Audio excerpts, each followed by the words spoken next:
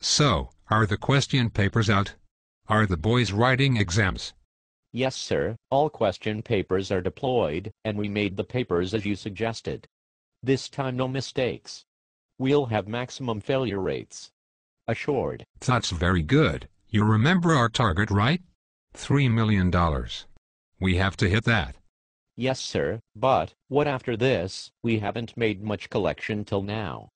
How to do evaluation? We have to bring paradigm shift in evaluation procedure. Students have become smarter. They attend 6 to 8 questions these days, and they are able to answer out-of-syllabus questions too. But we are VTU. Remember that. We have to be smarter than students. 1 week before evaluation begins, train all our evaluators with regard to eye for detail and finding mistakes. Yes, sir, I understand. I'll get that done. Cut marks for every damn mistake. If he has made a spelling mistake, cut the marks. If the units are missing, cut the marks. If an equal mark, an arrow mark, a line, a header, or anything is missing, just cut it out. We need brave men as evaluators. Student might be your friend, your own son. But you should show no mercy when you cut the bitch out of marks. But sir, many of the students write the answers that are given as it is in key answers papers. What to do then? Mr. Rajesh, there was no key answer paper ever. It was just to convince the students. Most of our evaluators are the very people whom we failed miserably few years back. The cycle has to continue, Professor. This is nature's law. You can't defy it. But how can they evaluate the right answer, sir, when they themselves don't know it? That is exactly the point, mister. We don't want our evaluators to evaluate right answers. We want them to find wrong ones. And that, they're very good at, because they can very well identify their kind of answers. Grow up, mister. Revolution in education is coming. When IPL can make billions, why not us? What other tips are there for evaluation, sir? Give evaluators a lot of coffee and tea even if they don't want.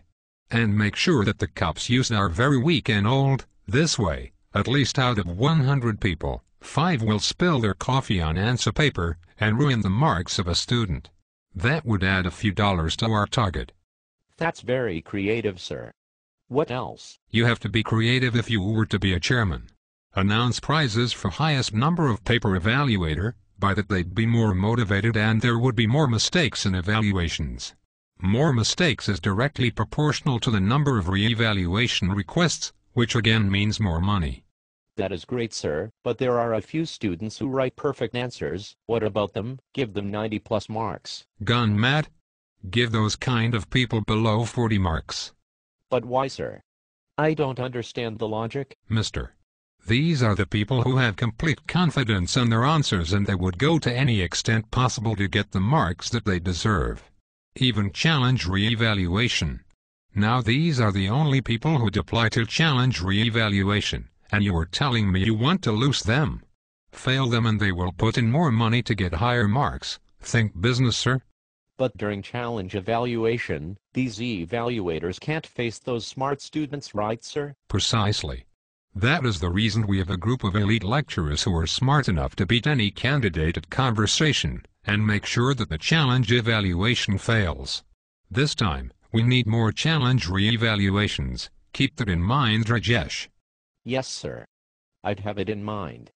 What about the people who are just after verge of passing, and are say 36 or 35 marks scorer? Give all those people 34 or 1 mark less. By that way, they would surely apply for eval, as they know for sure that their marks would increase, and we'd give them that extra mark and return half money back.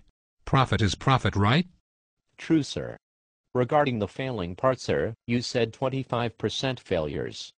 Whom to fail, sir? What kind of people to fail? Have you seen the exam application form? Have you noticed one irrelevant field to be filled in that? I have seen the form, but nothing in particular. Why, sir? We ask the student to fill out their annual income, and that is exactly the field we look for when we shortlist the candidate to fail them. The more money they have as their income, the more their parents support whenever a candidate fails. Don't fail those people who don't have money in their account, and even if they get less marks, give them 35 and get them out of system. VTU is a flawless system, Mr. Rajesh. It has been one of the most counted upon and trusted upon income source for a government since years. We can't let them down. I get it, sir.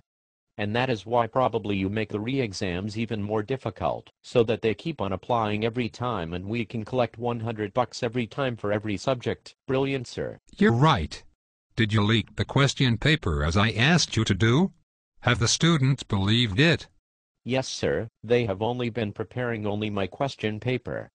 I even uploaded it on torrents. That is brilliant. We need more innovators like you, Mr. Rajesh. We'll soon be changing the syllabus too, because we've seen that many old students are increasingly clearing the backlogs. And we have to stop it in some way. So, we would be changing the syllabus so they have to study the new ones too. So this is it? Nothing more on students' rights, sir? This is it? Mr. Rajesh, we've just begun.